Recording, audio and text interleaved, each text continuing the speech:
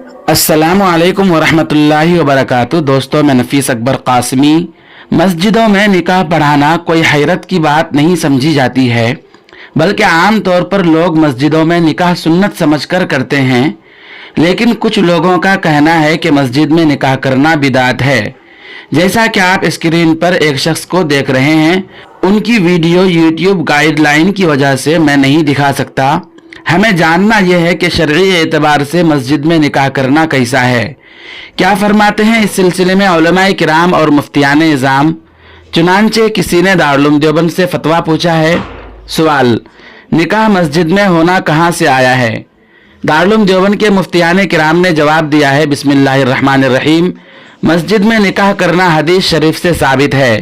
हजरत आयशा रज़ियल्लाहु ताला अन्हा की रिवायत है, क़ाला रसूलुल्लाह सल्लल्लाहु अलैहि वसल्लम एलिनु हाज़न निकाह वजालुहु फिल मसाजिद, यानी हुजूर सल्लल्लाहु अलैहि वसल्लम ने फरमाया, निकाह का ऐलान करो और निकाह मस्जिद में किया करो।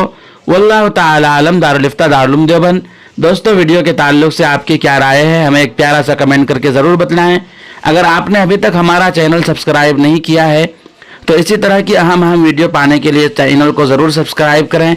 फिर मिलते हैं जल्द ही किसी नई वीडियो के साथ। अस्सलामु अलैकुम वरहमतुल्लाहि वबरकातुह।